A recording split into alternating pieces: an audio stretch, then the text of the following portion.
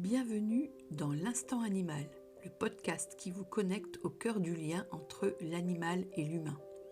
Je suis Laurence, communicante animalière et naturopathe pour les animaux. Ici, on parle d'intuition, de messages subtils, de bien-être animal et surtout d'amour et de respect pour nos compagnons de vie. Installez-vous confortablement, l'Instant Animal, c'est maintenant.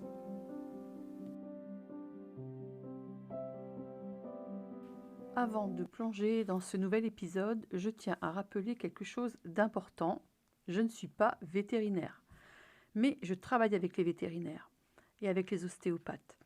Ce que je partage aujourd'hui est le fruit de mon expérience en communication animale et en naturopathie animale.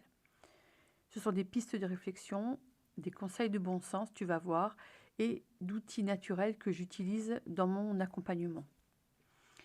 Alors évidemment, rien ne remplace un avis médical. Si ton animal montre un signe de maladie, une fatigue persistante, un changement inhabituel, il faut absolument que tu consultes ton vétérinaire. Au moment où j'enregistre cet épisode, nous sommes en septembre. Donc septembre, c'est pas encore l'automne, mais quand même, on s'y achemine tout doucement. Et donc si tu écoutes cet épisode à un moment donné où c'est l'automne, eh bien, ça sera pour toi le bon moment de l'écouter. L'automne, c'est une saison de transition. Et comme pour nous, nos animaux ressentent ce changement de saison. Les jours vont raccourcir, la lumière baisse, ça vous avez déjà dû vous en apercevoir, les températures varient, et puis leur organisme, tout comme le nôtre, doit s'adapter. C'est souvent une période où le système immunitaire est mis à l'épreuve, où il est précieux d'apporter un soutien naturel pour maintenir leur vitalité. Alors aujourd'hui, j'ai envie de t'expliquer comment préparer ton compagnon à travers cette saison en travaillant sur 3 grands axes. L'alimentation, le soutien du terrain par la naturopathie et l'accompagnement émotionnel. Alors, quand j'observe les animaux en communication animale, je ressens souvent qu'ils perçoivent les changements de saison évidemment bien avant nous. Certains deviennent plus calmes, d'autres plus sensibles, certains montrent une fatigue inhabituelle, d'autres vont beaucoup moins sortir, se mettre déjà sous des couvertures. Tout ça, c'est vraiment des signes du changement de saison que les animaux sont en train de vivre. En parallèle, la naturopathie, elle va me permettre de comprendre comment ces changements s'expriment dans leur corps. La digestion qui va ralentir, et ça on ne s'en rend pas toujours compte. Le poil qui va changer, l'immunité qui demande un coup de pouce, et ça on va en parler parce qu'on n'y pense jamais, même pour nous. Et cette complémentarité entre ces deux approches que j'ai envie de partager avec toi aujourd'hui est importante pour moi. Alors on va commencer par la base. En naturopathie, la base, c'est l'alimentation.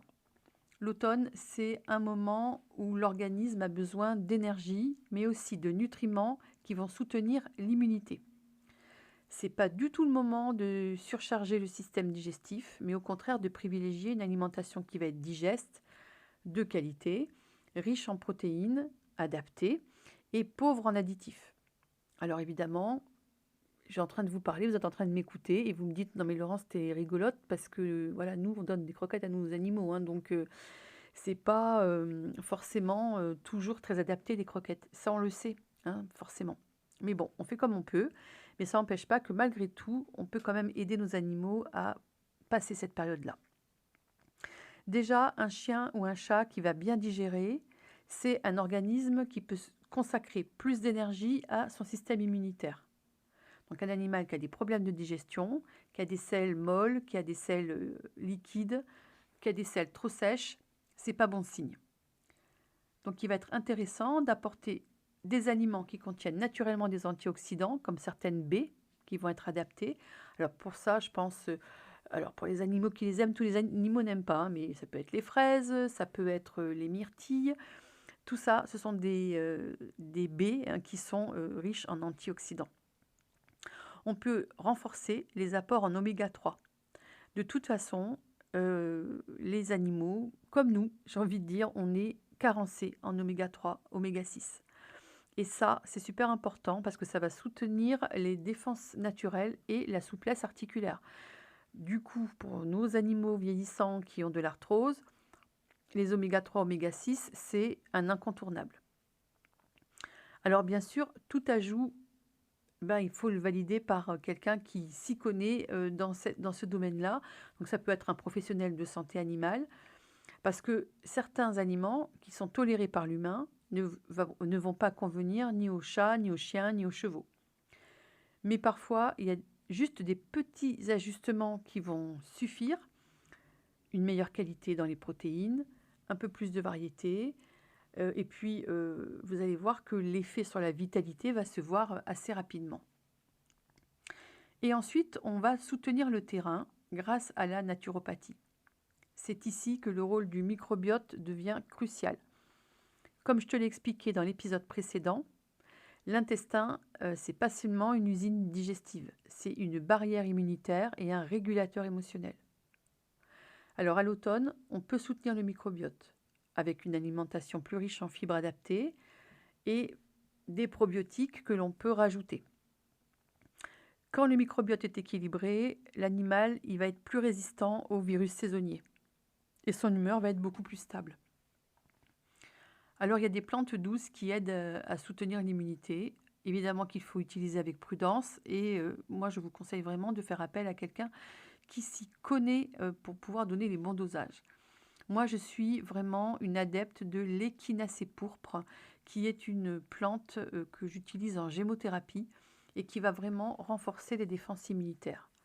Je l'utilise tous les mois, 5 jours par mois, toute l'année. Elle est bénéfique dans certains cas. Vraiment, c'est très très intéressant d'utiliser l'échinacée pourpre en gémothérapie.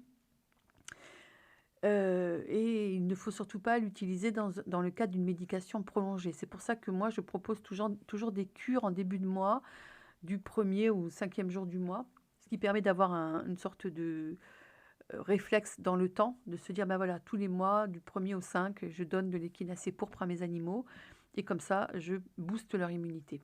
Et vous pouvez en prendre pour vous aussi, hein, parce que c'est vraiment pour tout le monde. Alors en naturopathie, on ne va pas chercher à donner plus, mais on va chercher à donner juste, en fonction du terrain de l'animal. Il y a aussi des soutiens très simples auxquels on ne pense pas toujours.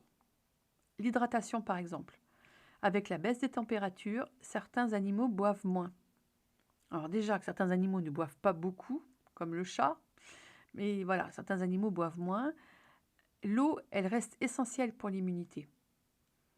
Ça va permettre d'éliminer les toxines, ça va aider au confort digestif. Alors veille à ce que ton animal ait toujours de l'eau fraîche. Et si c'est un chat, eh bien propose plusieurs points d'eau dans la maison, des fontaines, et je recommande toujours que l'eau soit donnée dans un contenant qui ne soit pas en plastique ou en inox. Donc pour ça, la porcelaine, c'est quand même l'idéal. En fait, ça paraît anodin, hein, mais ça change vraiment beaucoup de choses, cette question-là. Et puis, il y a un autre aspect qui n'est pas à négliger, c'est l'aspect émotionnel.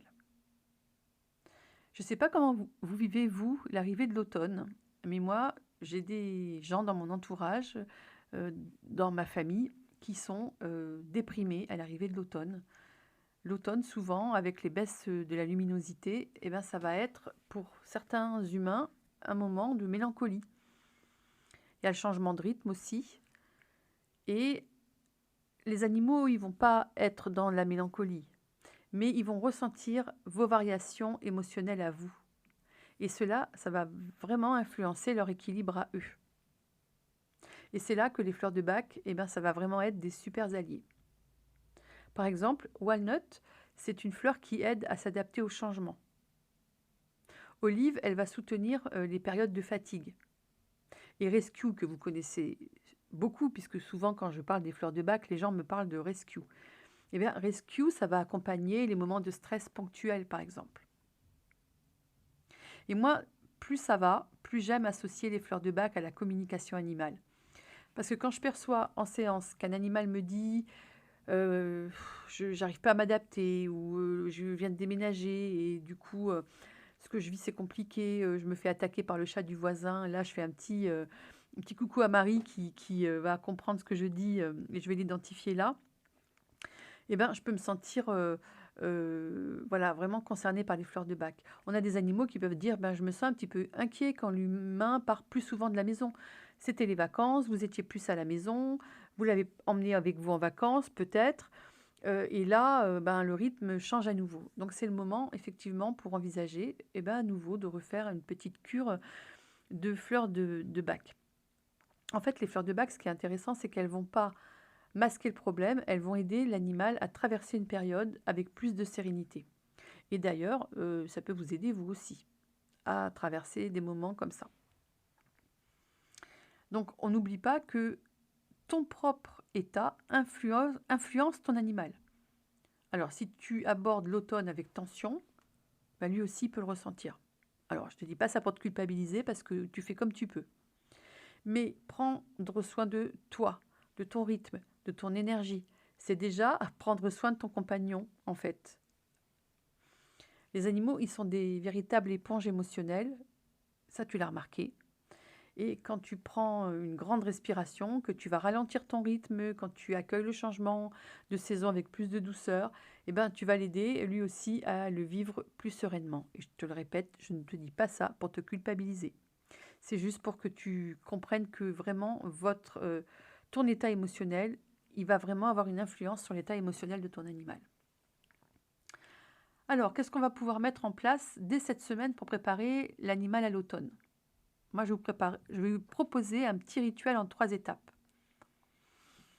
Première étape, observe son énergie, son appétit, la qualité de son poil et note ce que tu remarques dans un petit carnet. Tu sais, le petit carnet dont on a parlé la dernière fois que normalement tu as déjà commencé à utiliser.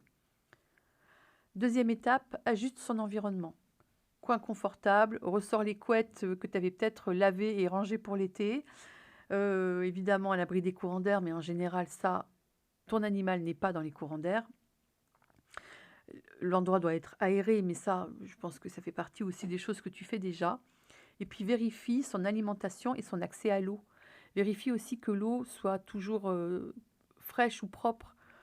Utilise plutôt de l'eau filtrée que de l'eau du robinet.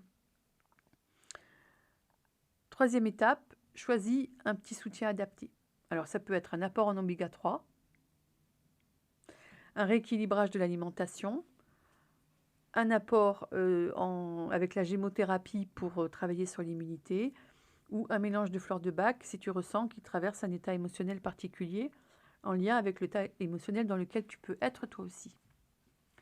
Et tu peux répéter ce rituel chaque semaine et tu verras qu'à force d'observer, à force d'ajuster, tu vas devenir de plus en plus attentif ou attentive, de plus en plus conscient ou consciente et ton animal va te montrer lui-même qu'il se sent mieux.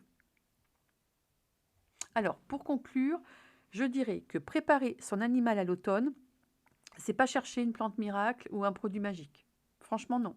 C'est une approche globale qui va être respectueuse, qui va être douce. C'est aussi comprendre que son corps et ses émotions fonctionnent en harmonie avec ceux de son animal. Que notre rôle, c'est de l'accompagner, évidemment, pas de forcer. Avec une alimentation adaptée, un microbiote équilibré, un environnement chaleureux et parfois un petit coup de pouce avec des fleurs de bac, tu vas voir que ton compagnon va traverser l'automne avec vitalité et avec sérénité. Voilà. Si cet épisode t'a apporté des clés, abonne-toi à ce podcast, partage-le avec une personne qui aime autant les animaux que toi. Et si tu veux aller plus loin, tu sais que tu peux me rejoindre sur Instagram, sur Facebook. J'y partage des conseils pratiques, des exercices d'observation, des pistes concrètes pour soutenir ton animal naturellement, saison après saison. Et tu peux aussi consulter mon site internet pour ça. Merci d'avoir partagé cet instant animal avec moi. Si cet épisode vous a touché, pensez à le partager, à vous abonner ou à laisser un petit commentaire pour faire rayonner ce message. N'oubliez pas les étoiles sur votre meilleure plateforme de podcast. Retrouvez-moi sur Instagram, sur Facebook ou sur mon site internet pour découvrir mes accompagnements et entrer en conversation avec moi. Et d'ici là, prenez soin de vous et de vos animaux et continuez d'écouter ce que le cœur a à vous dire.